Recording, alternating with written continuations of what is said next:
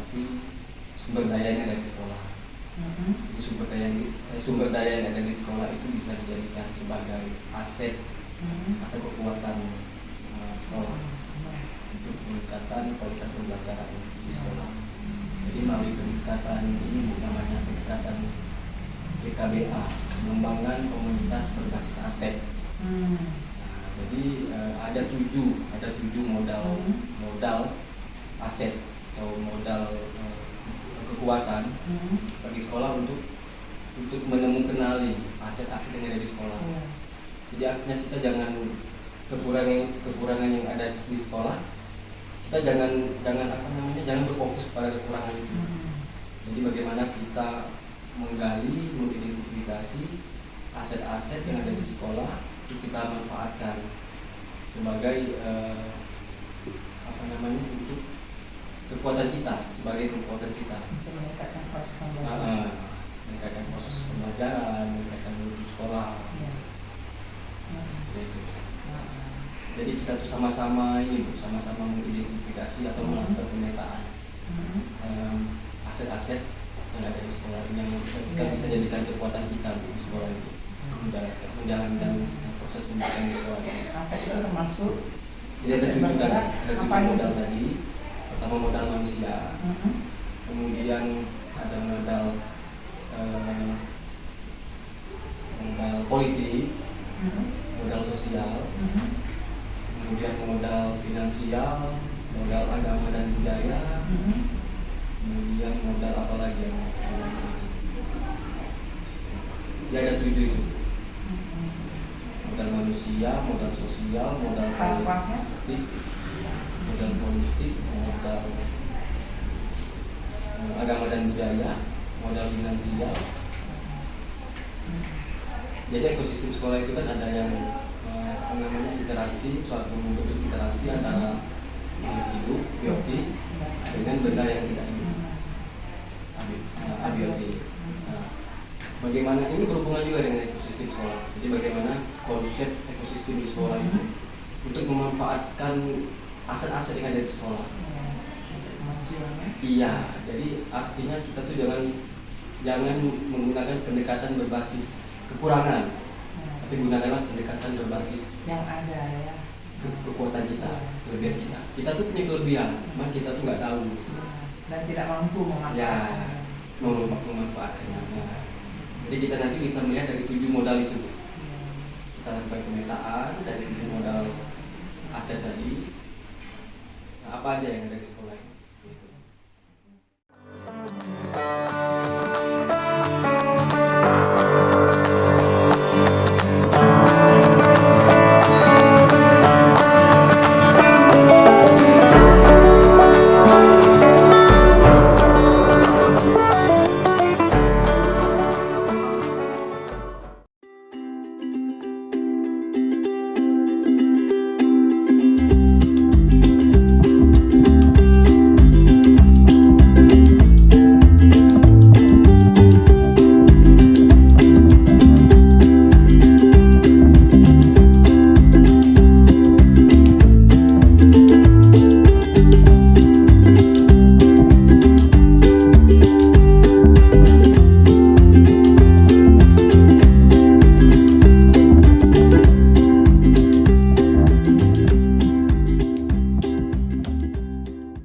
Jadi ada modal manusia, modal sosial, modal politik, modal finansial, modal agama dan budaya, kemudian ada modal lingkungan sekitar sekolah, dan modal fisik.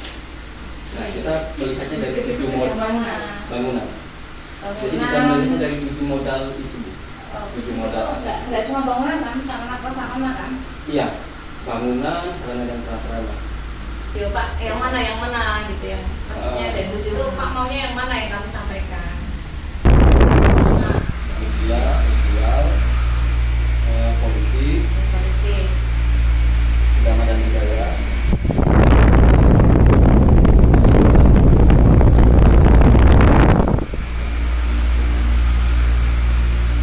Agama dan budaya itu beda ya?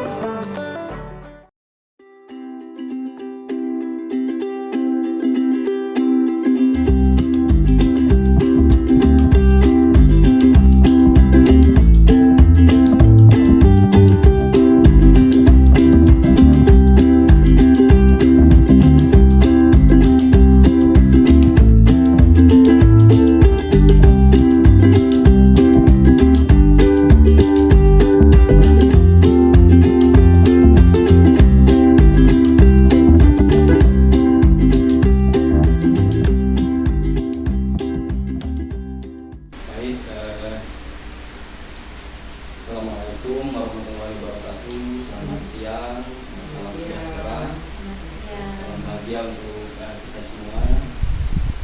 Terima kasih telah meluangkan waktu.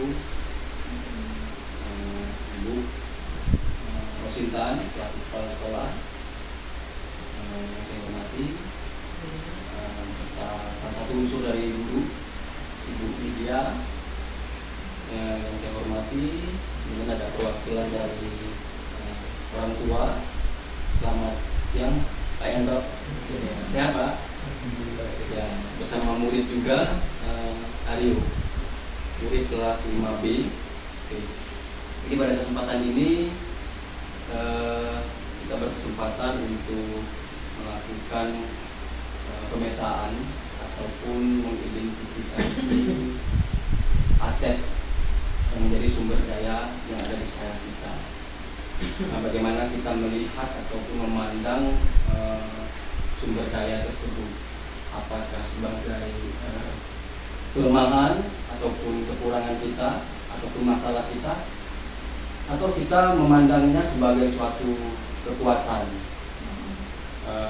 Jadi di dalam hal ini ada pendekatan berbasis kekurangan, ada pendekatan berbasis kelebihan atau kekuatan untuk menemukan aset-aset yang ada di sekolah. Gitu. Jadi kalau pendekatan berbasis kekurangan tadi itu akan memusatkan perhatian kita pada apa sih yang mengganggu dan apa sih yang kurang, gitu. Dan apa yang tidak berfungsi dengan baik. Jadi kita tuh kalau kita selalu mengeluhkan banyak fasilitas di sekolah yang tidak berfungsi, seperti buku ajar mungkin yang tidak lengkap atau sekolah tidak memiliki laboratorium. Jadi kita itu hanya berfokusnya pada itu aja, berfokus pada kekurangan. Jadi bukan berfokus pada aset atau kekuatan seperti itu. Jadi bagaimana kita menutupi kekurangan itu dengan pendekatan pengembangan komunitas berbasis sekolah untuk kita bisa mengelola sumber daya yang ada di sekolah yang bisa kita manfaatkan sebenarnya dari kekurangan yang kita miliki. Jadi jangan kita merasa pesimis terhadap kekurangan itu. Sehingga tidak apa-apa ya. Iya, nggak ngapa-ngapain. Jadi kita nggak berpikirnya ke masa depan. Gitu. Jadi kalau kita menggunakan pendekatan berbasis aset, itu akan fokusnya ke masa depan. Seperti itu. Kemudian juga kita bisa membayangkan berpikir tentang kesuksesan yang telah kita raih. Terus bagaimana untuk mencapai kesuksesan tersebut, caranya gimana? Itu kalau kita berpikir pendekatan berbasis pada aset. Kalau berbasis pada kekurangan, ya itu tadi kita akan fokus pada masalah, pada isu, kemudian berkutat pada masalah utama, kemudian mengidentifikasi kebutuhan dan kekurangan, selalu bertanya apa yang kurang. Seperti saya sampaikan tadi. Jadi di sekolah sebagai ekosistem, bahwa ekosistem itu adalah suatu interaksi antara makhluk hidup atau unsur yang hidup dengan unsur yang tidak hidup. Jadi ada faktor biotik dan faktor abiotik. Jadi bagaimana ekosistem dalam satu sekolah atau satu komunitas dalam pengelolaan sumber daya itu bisa mempengaruhi mutu dari sekolah tersebut dan juga bisa mempengaruhi kualitas pembelajaran murid sekolah tersebut. Nah, berkaitan dengan hal ini ada 7 modal aset sebenarnya yang bisa dimanfaatkan oleh sekolah. Dalam modul 3.2 pembelajaran pendidikan guru penggerak yang saat ini saya ikuti, itu disebut dengan modal utama. Jadi ada 7 modal utama sebagai alat kita untuk mengidentifikasi atau memetakan sumber daya yang ada di sekolah yang nantinya akan menjadi aset kita ataupun menjadi kekuatan kita, seperti itu. Nah, adapun 7 modal itu, Bapak Ibu, makanya di sini ada unsur orang tua, unsur murid, unsur tokoh masyarakat. Kebetulan sedang berhalangan tidak dapat kita hadirkan di sini. Jadi di sini ya kita mungkin ini skala kecil dulu ya Bu ya, Bu Ita. Skala kecil dulu dimana kita mencoba untuk ini katakanlah tahap awal kita mencoba untuk memetakan atau mengidentifikasi sumber daya yang ada di sekolah. Jadi ada 7 modal. Yang pertama modal manusia. Jadi modal manusia ini ya faktor biotik tadi di sekolah sebagai ekosistem, seperti guru, kepala sekolah, tenaga pendidikan, termasuk orang tua murid, kemudian pengawas sekolah juga yang bisa dijadikan modal pengembangan kegiatan di sekolah. Kemudian ada modal sosial, modal politik, modal agama dan budaya, modal fisik, modal lingkungan atau alam, dan terakhir modal finansial.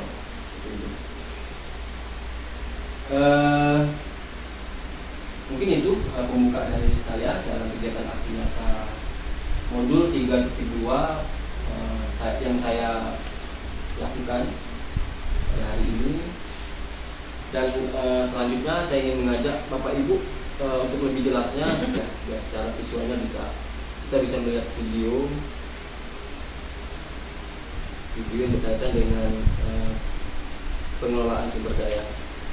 Sekolah sebagai ekosistem.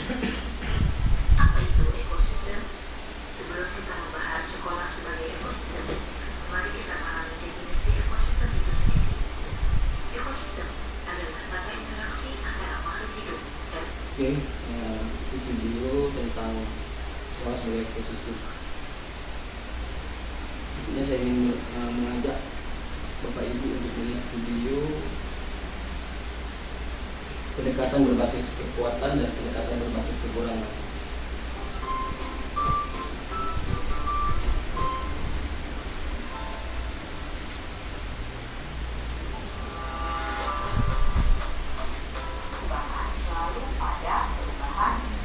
Secara nggak sadar kita sering menggunakan pendekatan berbasis ini. Seperti ini ada sekolah nggak punya dana untuk mengadakan pakai kamera, mengadakan foto murid, dan kebetulan kita ini orang tua mendukung. Nah, itu kan aset kita. Itu termasuk SDM ya? Iya. Sumber daya manusia ya? Itu. Dan sosial. Sosial. Ya. Modal sosial ya? Sehingga bisa membantu modal finansial. Ini karakteristik sekolah yang menggunakan pendekatan komunitas berbasis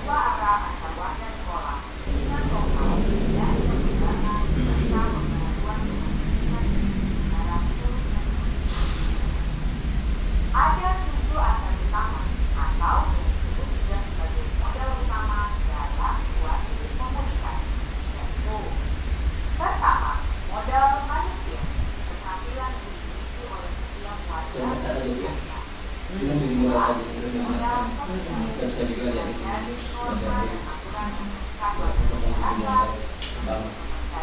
Nah, ini satu lagi Bapak Ibu. Ini contoh kasus pendekatan berbasis kekuatan dan pendekatan berbasis aset tadi.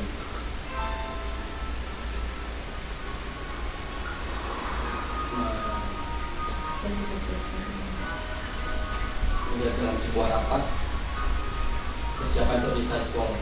Baik Bapak Ibu sekalian, pagi ini saya sengaja mengundang Bapak Ibu di sini masak pesimis. Pas sekolahnya ada satu sini sih Bapak. Bagaimana? Gak mau melakukan kegiatan. Satu gambar yang dia. Ini perbedaannya. Kebalikannya. Kalau nggak tadi yang defisit ya? Iya, defisit. Mengingat sebentar lagi kita akan Tidak investasi. dan sebagaimana diketahui bersama, Terima kasih Bapak Ibu telah menonton 3 video ya. Kita mencoba untuk melakukan pemetaan sumber daya yang ada di sekolah untuk kita jadikan suatu aset bagi sekolah kita. Jelas salah satu tujuannya untuk mengembangkan atau meningkatkan kualitas pembelajaran murid di sekolah kita. Mungkin kalau modal manusia ini kita mulai dari modal manusia ya. Modal manusia mulai dari guru itu bisa kita lihat dari kualifikasi akademik guru-guru kita ya, semuanya rata-rata S1 ya, malah bahkan ada yang S2. Kemudian ada yang sudah memiliki sertifikat pendidik juga, ada yang saat ini sedang proses ya Bu ya, kebetulan Ibu saat ini sedang proses dan kami doakan semoga lancar ya, lancar sampai finish. Ya mungkin modal manusianya guru, Tenaga teknik. tenaga pendidikan, kebetulan tenaga pendidikan kita kedua-duanya ini kualifikasi akademiknya juga S1 Iya, ya. S1 kita juga punya tenaga perpustakaan Bu kita yang juga S1 ya Bu ya, Iya. Seskop dia. Kepala sekolah kita juga itu yang paling utama kalau menurut saya. Kalau menurut dulu gimana Bu Intan? Iya. Kebetulan gue juga sudah punya sebenarnya itu jadi ini ya tutor ya. Apa itu? Instruktur nasional. Ya. Dan sangat Saya membantu datang karena kepala sekolah. iya sebagai instruktur nasional. Yang digunakan pada PSP sekolah Ah. satu. Iya. Kami guru-guru juga sangat terbantu, apalagi sekarang kan kita sedang diarahkan ke kurikulum merdeka. Pas masalah penggantinya memang sudah di bidangnya itu. Jadi kita juga sangat terbantu karena banyak memberikan masukan-masukan. Iya. Kalau menurut saya pas Ibu Intan ini sosok yang bisa menerima perubahan Dan mendorong mendorong. perubahan ke arah yang positif. Nah, berkaitan dengan mendorong itu Ibu, jadi modal manusia yang kita punyai, aset yang kita punya dari sisi modal manusia, gimana strategi pengembangannya itu salah satu dari mendorong. Jadi kepala sekolah punya kewenangan untuk mendorong guru untuk lebih meningkatkan lagi kompetensinya. Seperti saya sebelum mengikuti pendidikan guru penggerak, mungkin kalau tanpa dorongan kepala sekolah, ya mungkin nggak ikut seperti itu kan. Jadi kepala sekolah memberi kesempatan, memberi keleluasaan kepada guru untuk mengikuti pelatihan, webinar yang tujuannya untuk mengembangkan kompetensi. Itu salah satu strategi pengembangannya kalau menurut saya. Iya, betul. Dan kita punya modal itu dari segi modal manusia.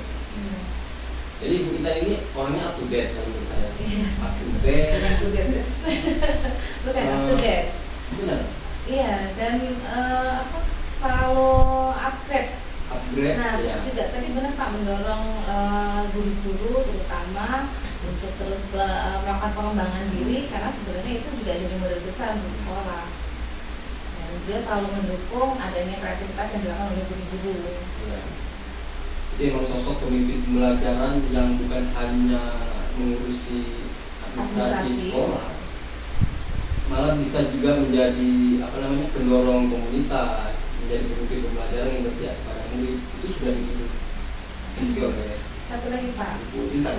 Ya, kalau menurut saya beliau juga sosok pemimpin yang juga ada pendekatan sosialnya itu luar biasa kepada rekan guru sehingga kalau saya pribadi saya kebetulan juga belum lama di sini kan, jadi terasa ada harmonisasi gitu dengan teman-teman itulah maka seperti slogan beliau bekerja bersama-sama sama-sama bekerja gitu. Jadi kita ikhlas melakukannya gitu. Oke, ya benar sekali Bu. Menurut Aryo gimana? Kelas sekolah kita. Oke ya? Oke kalau gitu. Oke-nya di mana lagi? Ini ada tambahan dari Ibu. Kalau menurut Ibu guru-gurunya di 68 ini gimana? Oke, terima kasih Pak Sal atas waktu dan kesempatan dan juga atas sanjungan. Sanjungannya ini kalau tinggi ya. Begitu juga dengan Ibu. Tapi sesuai apa adanya. Takutnya nanti kalau sudah jatuh nampak sakit. Itu kadang kepala sekolah itu Kalau dia nggak ini, nggak paham. Nah, Sama kayak kurikulum. ya. Terus ada yang nggak support ininya Pak, ada yang nggak support Iya, ke benar. guru-guru Iya. yang melakukan kegiatan. Terima kasih. Jadi ini ibaratnya lengkap lah. Paket lengkap Kalau ya. martabak itu komplit gitu. Iya iya iya. Aduh, nanti jadi saya dipanggil pun nanti. Yang mana sih yang komplit itu ya? Iya. Oke, maaf ya sebelumnya suaranya serak ini. Jadi terima kasih atas kesempatan. Rata-rata guru-gurunya punya potensi, memiliki potensi, berkompeten, ya sesuai dengan bidangnya masing-masing. Dan saya lihat cukup kreatif, guru-gurunya cukup kreatif, ya. Nah, saya ditempatkan di sini, melihat keadaan ini, saya jadi semangat. Kebetulan memang pada saat itu sedang lagi in sekolah penggerak. Nah, sekolah penggerak, kemudian ditambah lagi in juga guru penggerak. Nah, saya termasuk beruntung dan berbahagia. Kenapa saya bilang beruntung? Karena saya ikut terlibat dalam in sekolah penggerak pertama. Walaupun sekarang tidak lagi kendala oleh karena memang karena sudah berubah profesi. Kemarin waktu menjadi in angkatan pertama PSP sekolah penggerak, itu profesi saya masih sebagai guru. Nah, untuk yang kedua ini mungkin disuruh memilih. Nah, jadi mana ya sudah saya memilih pilihan yang kedua, saya bersedia dipindahkan karena ada kodiknya beda sudah. Ya kan itu salah satu kendalanya. Nah, jadi jangan lagi dibuat saya sebagai in, nggak lagi di PSP. Karena yang di PSP sekarang nggak lagi in fasilitator, nggak guru berpraktik baik sudah berubah status namanya. Jadi FP sekarang fasilitator sama dengan guru penggerak, ya. Jadi paling enggak saya ada sedikit lebih tahu selangkah dari teman-teman barangkali yang belum tahu apa sih itu sekolah penggerak, apa sih itu kurikulum merdeka. Karena di kurikulum merdeka di sekolah penggerak itu salah satu yang diajarkan oleh dari kementerian yaitu mengubah paradigma ya, pembelajaran dengan paradigma baru, mengubah mindset yang katakan menengah ke atas dan mereka peduli pada sekolah, mau memberi hati dan pikirannya ke sekolah, peduli dan tinggi. Itu yang saya lihat. Nah, itu sebagai modal utama kita dari pihak manusianya. Nah, demikian Pak. Oke, terima kasih penjelasan tentang modal manusia. Mana kita bersyukur sekali kita memiliki modal manusia yang bisa kita jadikan kekuatan ataupun aset dari sekolah kami agar dapat meningkatkan kualitas pembelajaran di sekolah. Budaya itu menarik untuk dibahas. Kalau menurut ini gimana? Modal agama dari yang ada di kita ini. Oke. Kalau modal agama dan budaya ya Pak ya? Iya ya, modal agama dan budaya. Saya senang sekali karena di SD 168 sejak saya datang pertama waktu itu mungkin masih COVID ya, masih pandemi, jadi kita daring. Dan menariknya adalah baik itu wali kelas dan guru agamanya itu berkolaborasi senantiasa membuat satu bentuk program dengan peserta didiknya. Itu mereka membuat jadwal Pak, salah satunya adalah setiap pagi itu anak itu dipantau untuk melakukan ibadah salat subuh. Dan mereka membuat laporan, siswanya membuat laporan ke wali kelasnya dan juga ke guru agama. Ini budaya yang baik menurut saya.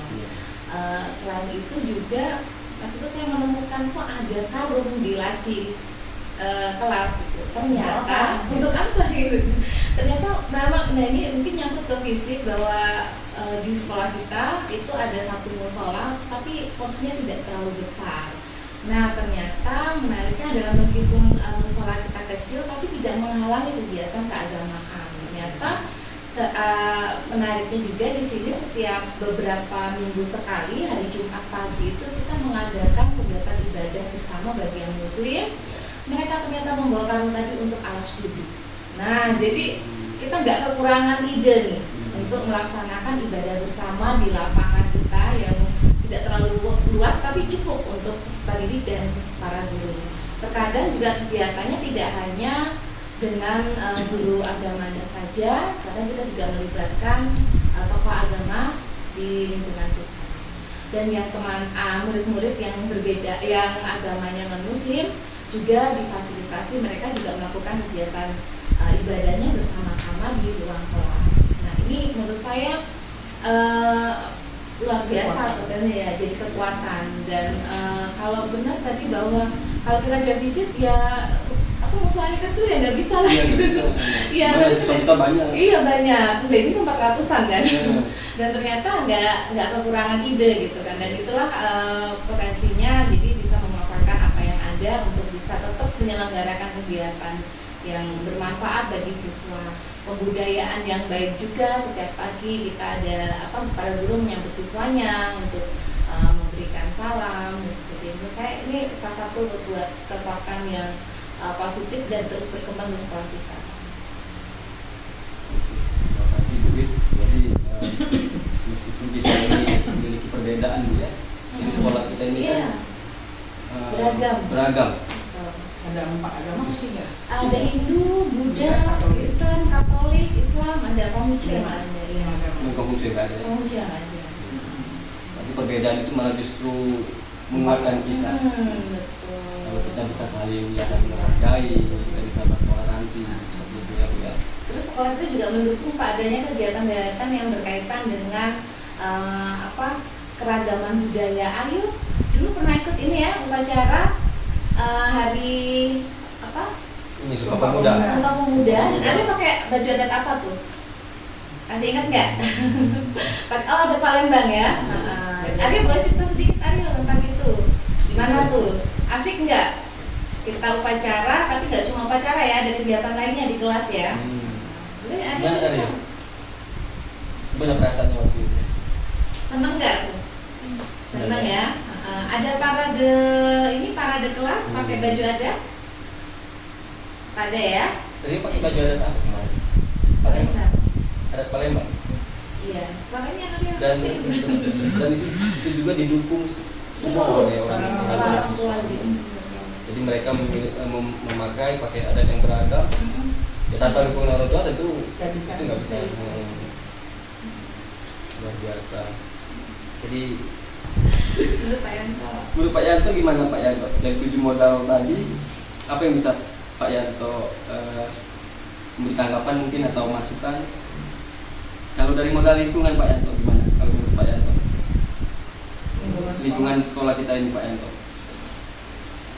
Lingkungan sekolah ini seperti yang kita lihat Pak, lingkungan sudah bersih sehingga bisa menjamin kesehatan anak-anak kita Belajar. Nyaman untuk belajar ya Pak ya. banyak tamannya juga terjaga Pak ya. Iya, tamannya terjaga. Jadi Siapa tenaga kerjanya Pak? Gak ada. dan kalau waktu jam istirahat kan anak-anak tidak berkeliaran keluar sehingga anak itu Keamanannya juga. keamanan. Iya.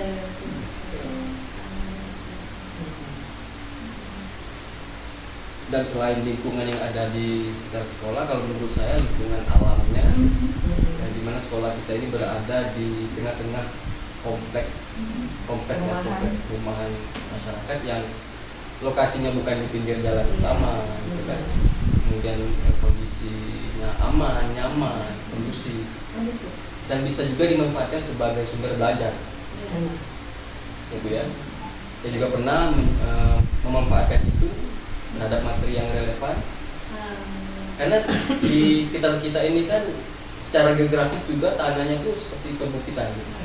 Jadi bisa dimanfaatkan waktu itu pembelajaran materi kebugaran jasmani. Jadi saya ajak anak mulai dari lari untuk melatih daya tahannya, kemudian ke suatu tempat di Kenten itu, Kenten Permai itu ada lapangan yang posisinya itu lebih tinggi dari jalan, jadi ada tangga, itu bisa dimanfaatkan untuk latihan daya tahan juga. Nah, jadi dari modal lingkungan, saya pikir bisa juga menjadi aset yang sangat berharga bagi kita untuk konteks dari mendukung proses pembelajaran tadi. Jadi bisa untuk ini Pak ya, lingkungan di sekitar sekolah bisa oleh guru-guru ini dimanfaatkan sebagai area belajar, ruang terbuka, Iya. ruang terbuka belajar ya. Mungkin juga pernah saya lihat memanfaatkan ini Ya, lingkungan tumbuhan lingkungan di sekolah, Ah. baik itu untuk memang anak sedang melakukan kegiatan Yang belajar, apa, bahkan untuk ice breaking juga, Iya, iya. supaya mereka nggak bosan di kelas aja. Oke. Ya, itu tadi kalau kita terfokus kepada kekurangan seperti misalnya pembelajaran PJOK, fasilitasnya nggak mendukung. Tadi misalnya halamannya nggak terlalu luas, kita ajak lari juga ya nggak terlalu jauh kan. Ya, kalau kita hanya fokusnya di situ kita nggak akan ini, nggak jalan gitu. Jadi seperti itu. Ya, jadi gimana? Terakhir modal fisik. Oke, Modal boleh Bu tambahin ya? Ya, Bu. Oke, selain tadi sudah dikatakan oleh Pak Yanto selaku orang tua dan Ibu Dwi selaku ini, kita punya modal semua yang 7 tadi Pak. Iya. Modal sosial kita punya. Sekolah kita ini termasuk tinggi rasa sosialnya. Sebagai contoh, jika kita dapat kabar mungkin dari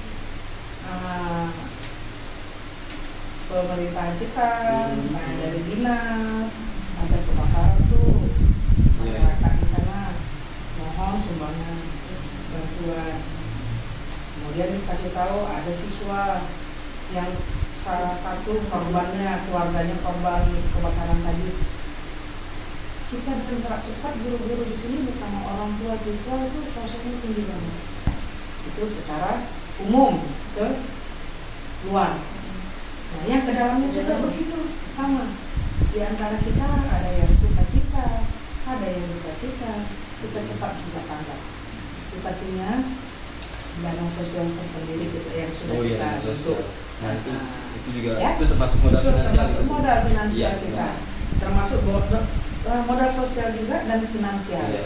Nah, ya kan? Yang untuk anak yatim, Ya. nah, itu juga. Nah, ditambah lagi guru-guru kita juga dana sosialnya tinggi. Mereka nggak mau ketinggalan dengan kawan-kawan yang lain. Mereka ikut organisasi-organisasi keprofesian seperti KKD. Nah, guru-guru kita itu aktif. Nah, yang guru-guru kita juga aktif di luar, di dalam lingkungan rumah keluarganya. Kayak Ibu Suwarni aktif di PKK, gitu ya. Yang saya dengar lagi siapa itu, Ibu Sudiarti aktif juga dalam lingkungan keluarganya, lingkungan sekitarnya dalam organisasi tempat tinggalnya, seperti itu ya. Mungkin Pak Yanto juga nih aktif di sini di masjid, di pengajian ya Pak ya. Nah, bahkan pengurus masjid, ya enggak? Iya. Nah, itu termasuk kekuatan berarti kan. Itulah cikal bakal tadi kepedulian terhadap sekolah tadi. Nah, kemudian ditambah lagi finansial sekolah kita ini kita didukung dengan bantuan dari Kementerian POP, bantuan operasional pendidikan yang dikenal Reguler. dengan iya, bos reguler. Bergerak bisa dapat pengertian juga. kinerja. Nah, kita dulu karena tidak terdaftar sebagai sekolah penggerak, kita hanya dapat bantuan operasional reguler. Itulah yang kita manfaatkan untuk di sekolah. Terus yang satu lagi kita punya finansial juga, mungkin kantin juga termasuk. Iuran kantin. Gimana? Ya, kantin kita menyediakan makanan-makanan sehat, kita arahkan sebagai kantin sehat.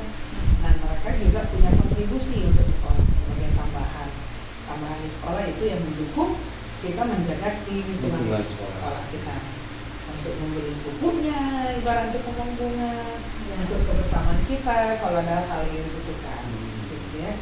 Nah, terus kalau dari sosial politik barangkali kita juga punya hubungan kerjasama dengan pihak luar di sekolah, polsek ibaratnya mungkin. Ya, Nah, kebetulan ya.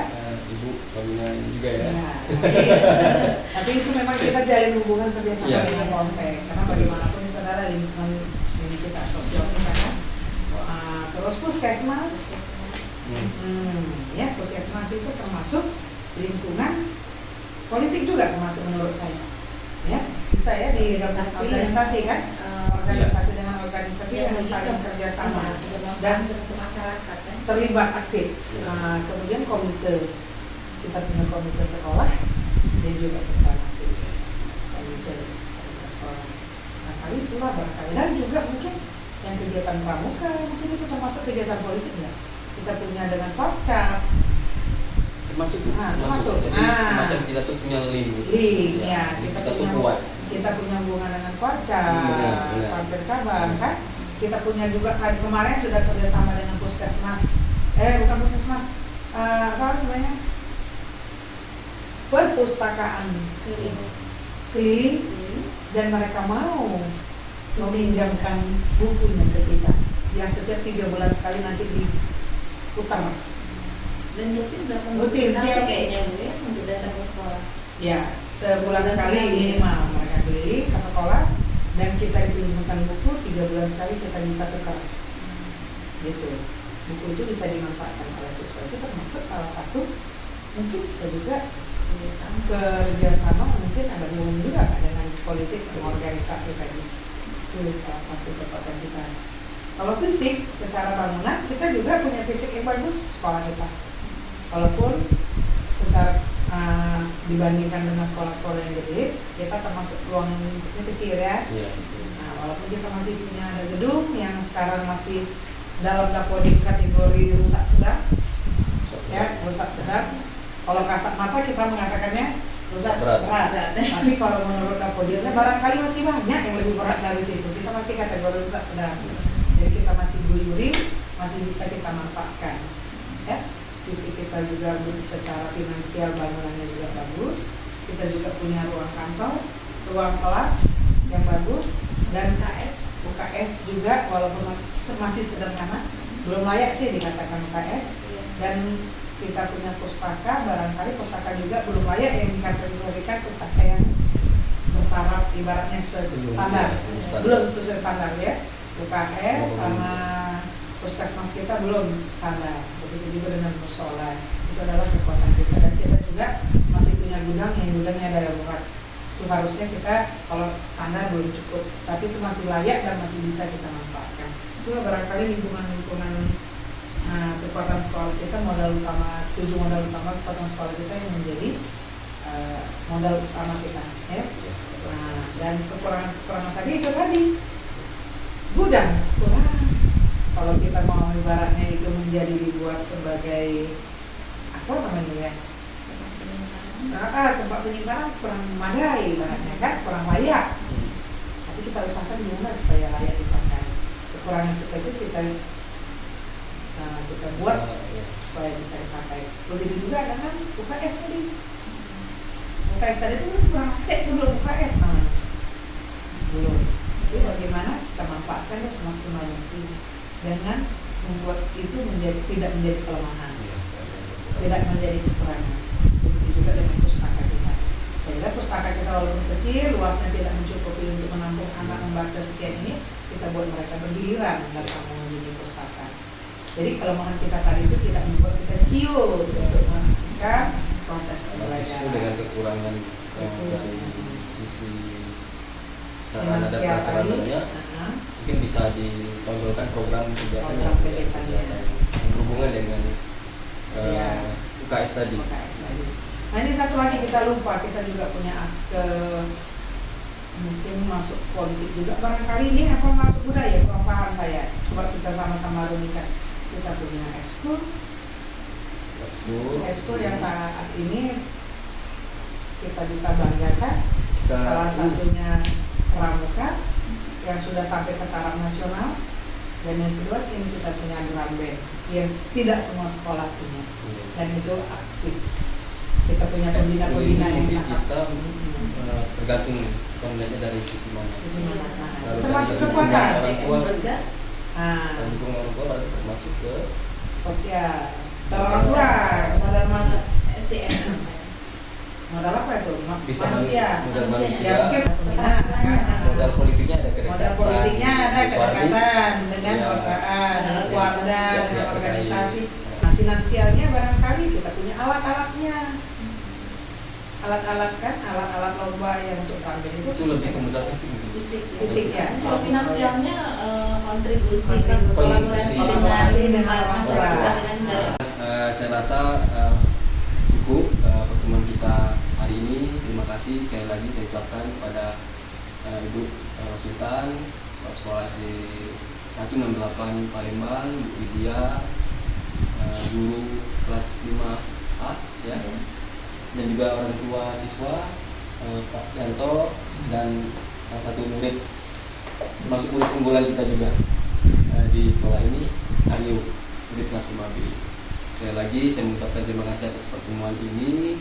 Semoga apa yang kita dapatkan pada kesempatan ini terkait dari pengelolaan sumber daya yang ada di sekolah, semoga ini titik awal kita yang nanti mungkin bisa kita kembangkan lagi Bu ya, untuk yang skalanya lebih besar lagi. Mungkin semua rekan guru bisa kita ajak, termasuk menghadirkan tokoh masyarakat untuk kita menemukan sumber daya yang dapat kita manfaatkan sebagai kekuatan kita, seperti itu, untuk meningkatkan kualitas pembelajaran murid dan meningkatkan pendidikan khususnya di sekolah kita.